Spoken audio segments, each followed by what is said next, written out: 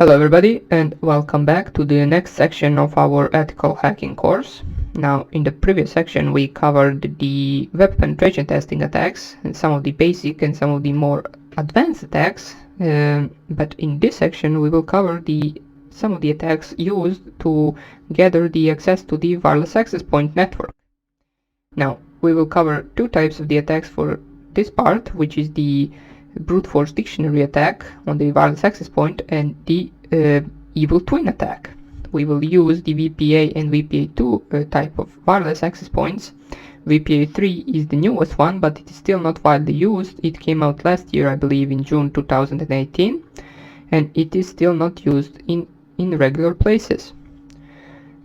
The WPA3 basically will be the most secured one, and it will prevent some of the attacks that we were able to perform on the WPA2 and the WPA type of wireless access points.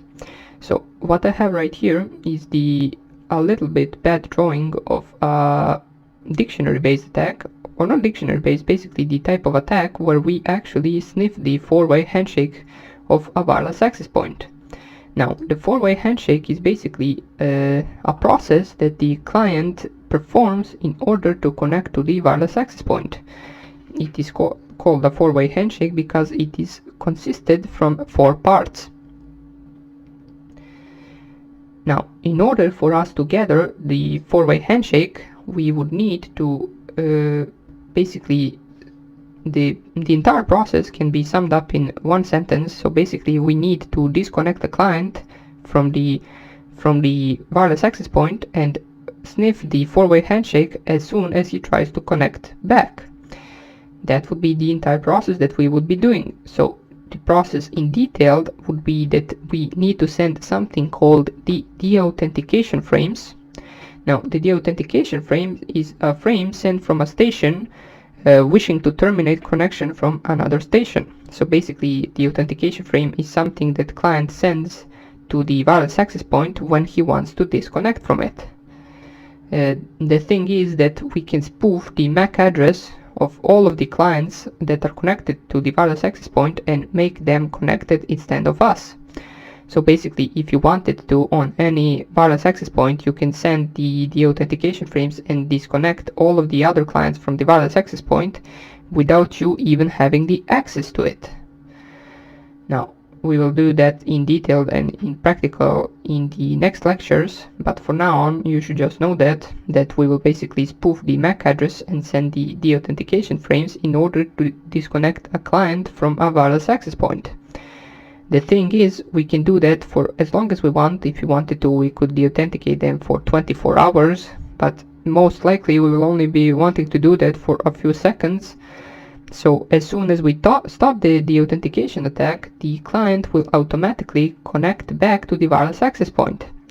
And when he does that, when the client automatically connects back, we basically gather something called a four-way handshake, which is the handshake where the client will send the password to the wireless access point. Now, the problem is that the password that we will gather from the four-way handshake will be encrypted, and that's where comes the dictionary-based attack, which is basically after this we only want to brute force the hash that we received with a dictionary. But we will talk about that in detail later on. We would basically just need to find out the word that is corresponded to that hash that we received from the four-way handshake. But that process doesn't really have anything to do with the wireless hacking. The wireless hacking is basically only consisted from the deauthenticating the client and then gathering the four-way handshake. Basically, that is the first attack that we will do. Now, the second attack that we will do is basically we will recreate the same access point that we want to hack. That's called the evil twin access point. That is also one of the main purposes why we use the authentication. Basically, we want to force clients to connect to our evil twin access point, which then can be used to capture network packets transferred between the client and our access point.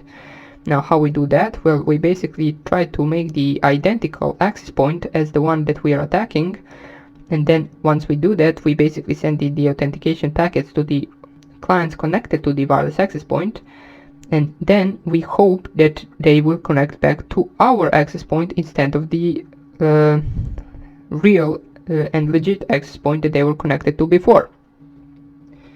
Now, in order for us to perform both of these attacks, you will need two things. The first one is the monitor mode enabled on your wireless network card. Now, if you don't have the monitor mode option on your network card, you will basically need to buy a cheap network card that has the monitor mode enabled on it. Basically anywhere you like, you can go to your local store and try to find it.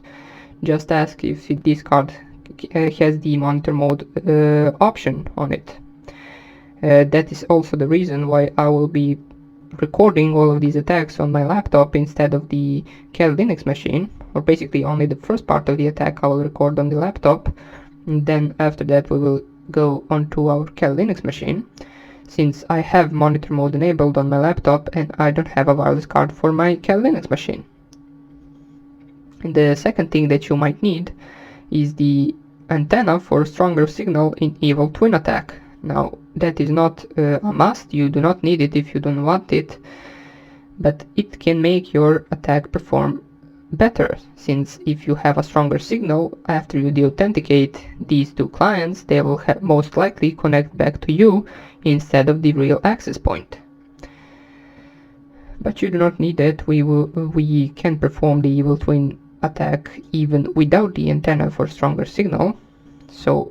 But the first thing that I said you will need, you cannot perform any of these attacks without the monitor mode on your network card. So make sure you get that to work before you continue with this section. That would basically be some of the theory behind all of these attacks. We will of course cover them in greater detail and in practical in the next lectures. Now, some of you might ask, why aren't we also attacking WPA3? Well, as I said, basically WPA3 is newer version and it is not widely used yet in the world. And there is no point to attack something that basically doesn't have a vulnerability yet and basically isn't used yet. Now, they did discover the vulnerability, I believe, last year when it came out, which is also a vulnerability for the WPA2. Basically, I believe some Hashcat developer found a way to crack the network without involving the four-way handshake. So basically, with this attack, I believe the attacker sends a single EPOL frame to the access point. They then get back the pairwise master key and use Hashcat to generate the pre-shared key. Now, Hashcat is a program that we will use in order to crack the hash of the password that we received from the four-way handshake. I will show you that program later on and how to use it. And with a reasonably GPU cracking infrastructure, you could crack many systems in just a few days, or even less. Some of the systems you could basically crack in just a few seconds. Now, the dictionary-based attack, for some of you that are wondering, is not possible on the WPA3, which is the new wireless access point security measures. Basically, the WPA2 for handshake was suitable to offline dictionary-based attacks, which we will cover, especially when short passwords under 16 characters were employed, but WPA3's handshake protocol forces real-time attacks, essentially eliminating the dictionary attack techniques, which basically means in the WPA2 attack, which we will cover, basically once you gather the four-way handshake, you do not even need to be near the wireless access point. You can just go on the other side of the world and still perform the dictionary brute force, since you have the four-way handshake captured in a packet that you have saved on your Kali Linux machine, for example. And then later on you do not need to be anywhere near the wireless access point in order to try to brute force that hash. But that type of the attack we won't be able to do on the WPA3, and also the WPA3 uses the simultaneous authentication of equals, or SAE, to replace the WPA2's pre-shared key, which is PS key exchange protocol, which is also the four-way handshake. The SAE is a more secure protocol for handling the initial key exchange, And SAE, also known as the Dragonfly Key Exchange, uses forward secrecy and is resistant to offline decryption attacks. So that's about it for the theoretical part. We'll of course cover it in greater detail later on, but for now on, this is just some of the basics that you should know in order to more easily understand the attacks that we will perform. And also you need to gather, as I said, the network card with monitor mode option on it, and then you will be set to go. So that's about it for the theory part. In the next lecture I will start with putting our network card in monitor mode and starting our dictionary based attack. So I hope I see you in the next lecture, and take care. Bye.